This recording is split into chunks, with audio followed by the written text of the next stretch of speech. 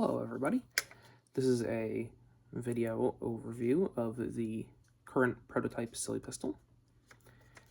The SillyPistol is a project that I began in April of 2022 and then basically put on the shelf until like a week ago. Betas did begin of this. Actually, it was this one. This is the one from April of 2022. This is the one that went to beta testers. I really enjoy this pistol, but there were a bunch of really small issues that compounded into not wanting to release it yet. And then, since they were all small issues, I never really felt like sitting down and fixing all of them. So I just said, oh, I'll do it next month. Oh, I'll do it next month. And then before I knew it, it's basically a year since I last worked on this. So I decided to finally sit down and update it to all of my current design standards. A real quick overview of what the SillyPistol is, using the old prototype. I'm going to show you this. This project began when I was working on the Super Sledge, which is my homemade version of the Sledge Fire.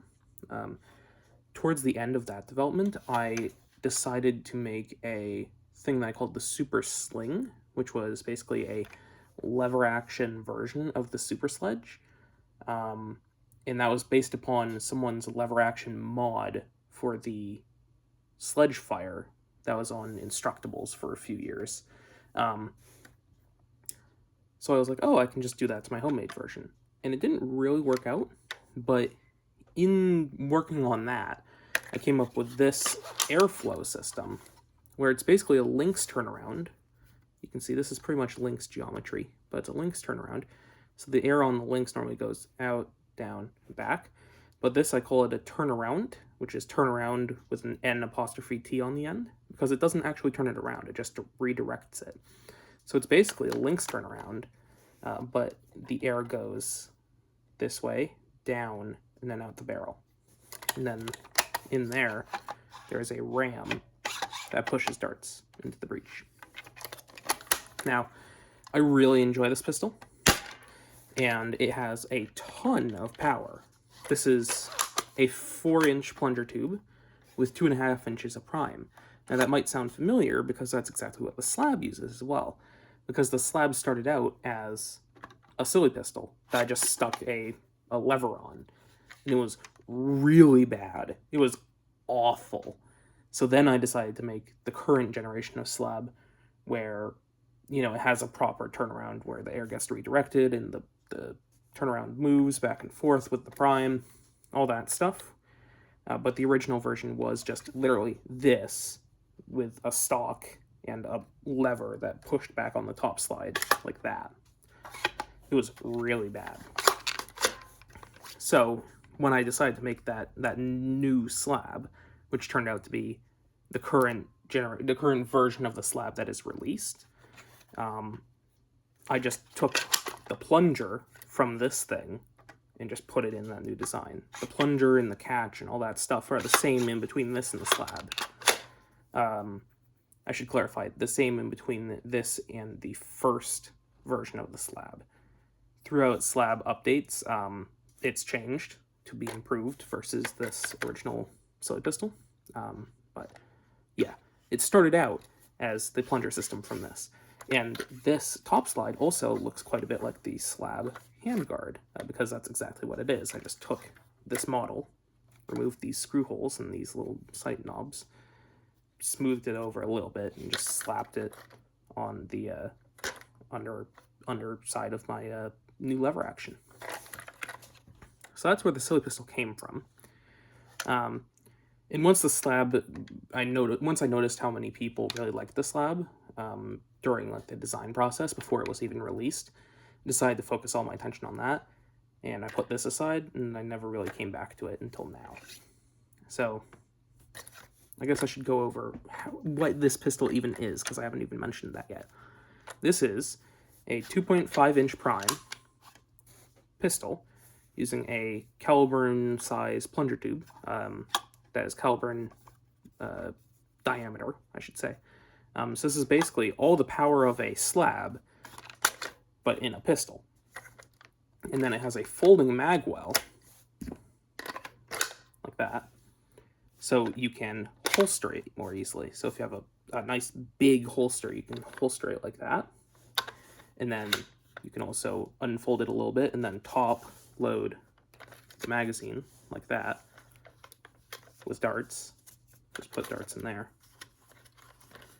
And then you are supposed to be able to, excuse me, you then are supposed to be able to take this magazine, just go like that, prime it, and then fire. And then I also had one of my beta testers also made a version that had holster little nubs on the side, so you could put this on your leg in the unfolded position, and that still works. And this also has a button mag release here, so you push in on this button to release the mag. Now that setup is also ambidextrous, so if you are right-handed, this is my right hand over here, you can hit it with your middle finger right there, like that, or you can use your offhand to press the button as you're unloading. If you're left-handed, you can also still operate it by just pushing on this up with your offhand as you are removing the mag, like that. Or supposedly you could do that. Any manner of things. You can't really do it from the firing grip as a left-hander, but you can just mirror this mag well and the mag release, and then it will still function. So you can just mirror that when you're printing it. But that's the old version. The old version had a flexible piece of plastic here as the latch that keeps it folded or unfolded. As you can see, it's a little hook, or it's a giant hook. And it just goes into the slot on the side. And then when it's in the folded position, these two flexible wings grab onto the muzzle.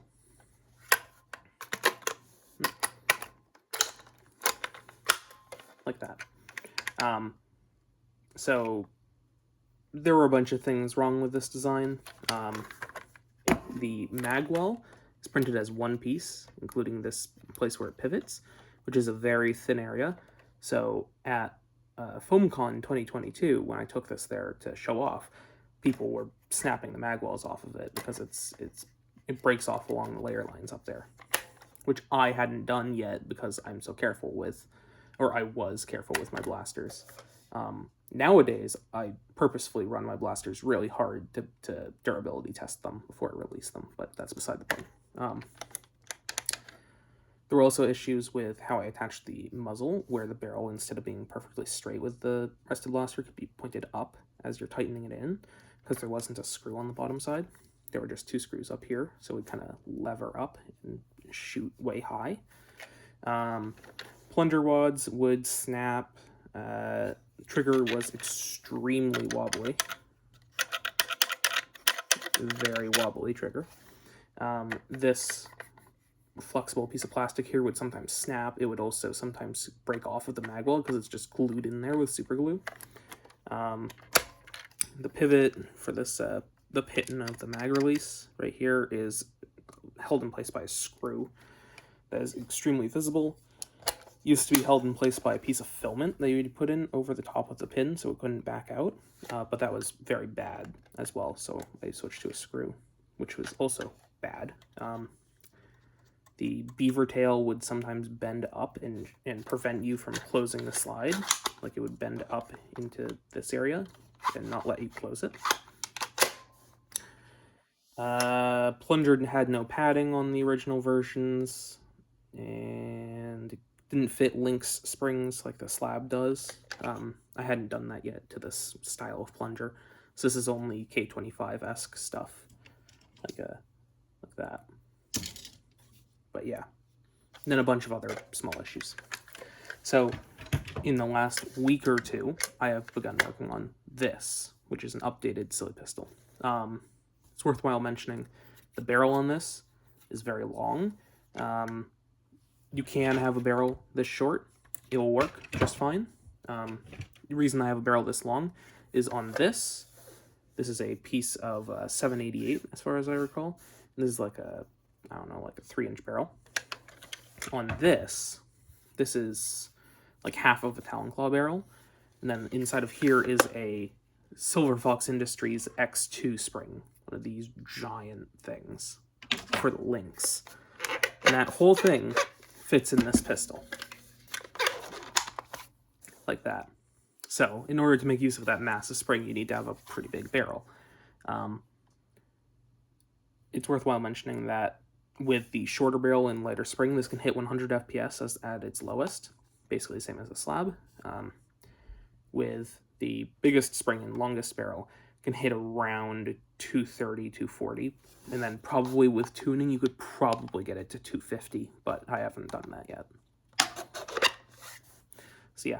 The prime on this one is very hard because I have that massive spring in there, but there have been a lot of changes to this. First off, this grip now has a little thing on the bottom. That's optional. You can also have one without that thing on the bottom. That's apart from the Cynthia bolt action that I decided to just put on there because why not? Mag release has been improved just a little bit. I also improved how the pin for the mag release is held in place. It's now this tiny little screw. These are flywheel mounting screws, if I recall correctly. That just holds the pin in place, and it's very nice. Magwell is now printed in 2 parts. There is the bit that pivots on is a flat print like this, and then prints up, and then that is inserted into the magwell. So the layer lines are all nice and not breaky now, which is good. Still attaches to the front with these 2 arms in the front, like that. I changed a bunch of the angles on this that are 45-degree angles, like this angle right here, to 55-degree angles to help with vertical printing. So that's not a very visible change, but basically all of the 45-degree angles on this are now 55 or 60. I improved the top slide a little bit. There we go. I improved the durability of it. I improved the durability of the back piece as well. I switched to a different plunger rod that hopefully shouldn't break. Actually, the first one for this version of the prototype did snap. As you can see there, that is a pretty clean snap. This is at 100% infill. So hopefully this new one shouldn't snap, but we shall see. There's 2 really major changes. Aside from fixing all of the things I complained about on the first prototype when I was showing that to you, there's 2 major changes on this. First one is the RAM, which I'm not sure if I'll be able to show you very well. It's that orange bit in there. Let's see if I can get a good view. Not really. Oh, there you go. You can kind of see it there. The RAM is no longer a flat face. It has a sort of a cup to it. So the dart is held by the cup, pushed into the breech, and then the air can still come in around and behind the dart, as opposed to a flat face where it gets pushed into the breech and then the air tries to come into the dart from the top, and it either squibs or it doesn't come out correctly. On the original one, you can see the RAM has a completely flat head. But on this one, it has a sort of cup to it. That should help with reliability. The other major change to this is, aside from the durability fix for the magwell, which was most of the design work, was making this magwell area thicker and better without changing the aesthetics or assembly of the blaster. But now it also uses ball detent. Ball detents, plural, instead of that giant flexible piece of plastic. So this is one ball detent right there in the trigger guard. The trigger guard is now actually secured to these blue pieces with a little dovetaily interlocking piece. On the original one, it just kind of sits there and you can pry it down and wiggle it all around. But on this one, the trigger guard is now held in place. There's a ball detent on it right there. There are also 2 ball detents right there, and then there's supposed to be one on the other side, but I didn't have that in this prototype. Next prototype will have a second ball detent on the other side, but those interlock with this bit right here of the magwell on the inside of the shell, inside there. Those also help it lock in place. You can kind of see it if I push it down slowly. It will pop into, there you go, pop into place. And then it's mostly held in place by this back one. So that helps a lot with durability issues of this whole side of this orange bit right here. This orange bit breaking off can't happen anymore because I fully removed it. And these ball detents are smoother to operate. On this version, on the old version, you kind of had to bend the magwell out to the side a bit to unlock it in order to lift this out of its hook, because it didn't really bend very well. So you would have to kind of bend it out, bend the entire magwell out to the side a little bit and then pull it out, which also caused more issues with this snapping, because you're basically trying to snap it in the motion that you need to do to unlock it. So that's no more. You can just pull straight down on this and it will unlock. No issues.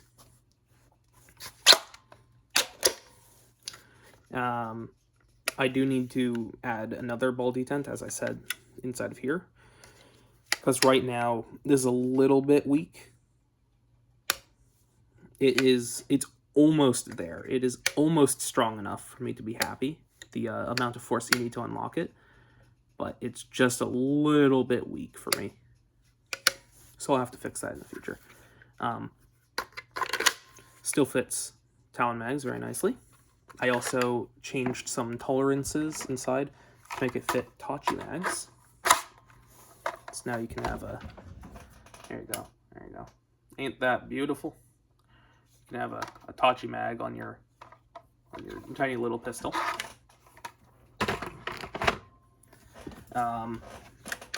What else? Okay, this also fits Lynx springs, as I mentioned. So I widened the hole that the spring fits in to fit Lynx springs as well. So this can fit any Talon Claw springs and any Lynx springs inside of here. Basically anything that a slab can fit, this can fit, which makes me very happy. The trigger and catch are tensioned by elastic on this, like on the slab. However, there are optional places to put springs. You can put one spring behind the catch and one spring behind the trigger. Optional, might be included in the kit, but might not. It's meant to use elastic, but you can use springs if you want to. And then also, barrel is easily removable, just like that. Put in a new, actually no, I'm actually going to put in a new barrel, because I want to do some FPS testing after I record this video. So I'm going to take all of that off. This is the same scar as the slab, literally the same piece, just two-part scar. Let me put in this nice new barrel, very long barrel.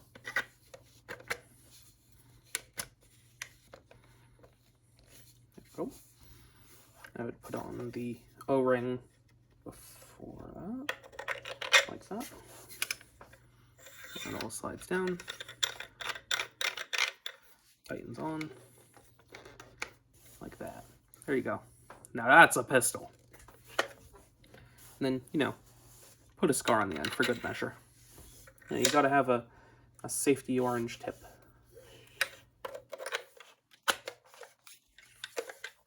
By the way, the geometry for this muzzle bit is the same as the spigot scar. And this is where it actually started. Right there, on the original SillyPistol prototypes. That's the first time I used it to grab onto a barrel properly. I also, I think I originally did that on a modification part for my Talon Claw U in Talon Claw. But the first use in a blaster design that I made, I think, was the SillyPistol, if I recall correctly. But yeah, there is a pistol. For quick size comparison, this is actually smaller than a gecko. In a lot of, ignore the massive barrel, but this is shorter than it is slightly shorter than a gecko, slightly shorter. The grip is a lot more manageable than a gecko grip, a lot more comfortable. the gecko is a lot thicker than it. I'm not sure if I can really show that, but if you ignore the top slide of the SillyPistol, the gecko is a lot thicker, maybe a full centimeter thicker. Taking into account the top slide, it's just the SillyPistol is just a little bit thicker than the gecko. If we hold them side by side, it looks like a lot, but it's actually like maybe a centimeter thicker. Trigger is a lot nicer feeling on the SillyPistol than the gecko as well. It's not meant to be a competitor with the gecko because the gecko is mag and grip. It's a completely different beast versus the SillyPistol. The SillyPistol is a lot stronger or more powerful than the gecko. So yeah, that is the SillyPistol. I'm going to go and do some FPS testing on this little thing. I will give you some sort of firing demo with a SillyPistol, not the current SillyPistol, because man, that's a powerful spring, and I don't want to snap the plunger rod again before I get some FPS data. But there's the old SillyPistol. So as you can see, there's your darts. You would have it holstered like that, and you can pull it out, fold it up, shoot your darts. And you can also see if you have a dart in the chamber by looking in through there as you're firing.